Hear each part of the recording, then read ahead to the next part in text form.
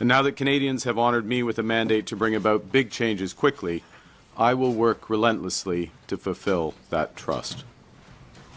As I stressed on election night, I am committed to working with others, governing as a team in Cabinet and caucus, and working constructively across parties in Parliament, working in real partnership with provinces, territories, and Indigenous peoples, and bringing together labour, business and civil society to advance the nation-building investments that will transform our economy. In the coming weeks, I will unveil more of our plans to engage with Canadians as we embark on the biggest transformation of our economy since the end of the Second World War. This will be an incredibly exciting time as we take control of our economic destiny to create a new Canadian economy that works for everyone. We will begin to set out that new path for Canada with a new cabinet to be sworn in on the week of the 12th of May and the recall of Parliament on May 26th. We will have the privilege of welcoming His Majesty King Charles III, who will deliver Canada's speech from the throne on May 27th. Her Majesty the Queen will join this visit. This is an historic honour which matches the weight of our times. I've already indicated to Mr. Poilievre that if it's the decision of him and the Conservative Party to trigger, if I can put it that way, a by-election, I will ensure that it happens as soon as possible. Okay. No games, nothing, straight. We will return our immigration to sustainable levels by capping the total number of temporary workers and international students at less than 5% of Canada's population by the end of 2027. That's a sharp drop from the recent high of 7.3%, and this will help ease strains on housing, on public infrastructure, and social services. At the same time, we will work to attract the best talent in the world to build our economy.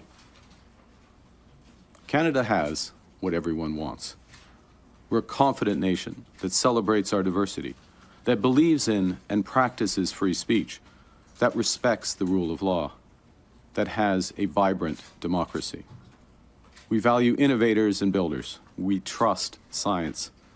We protect our immense natural heritage.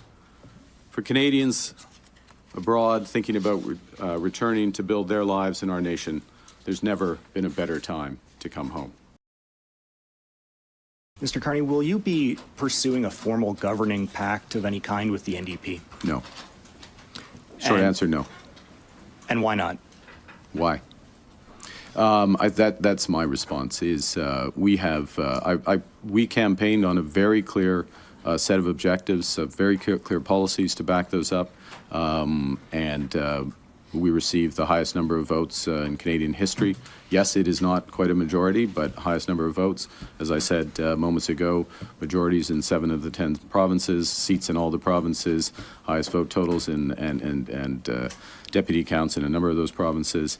And it's also a style of governing as well, which is in order to do what we need to do as a country, we will need to work in partnership with all the provinces, with Indigenous peoples. Yes, obviously, by definition in Parliament, we will need to get majority support to pass legislation.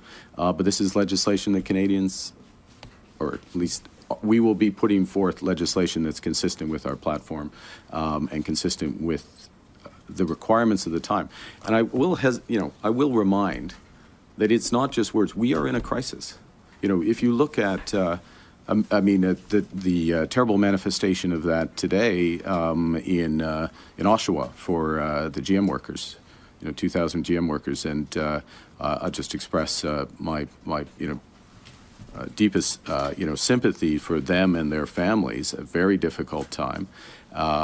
We are committed to supporting workers. All the dollars from our tariffs going to support workers.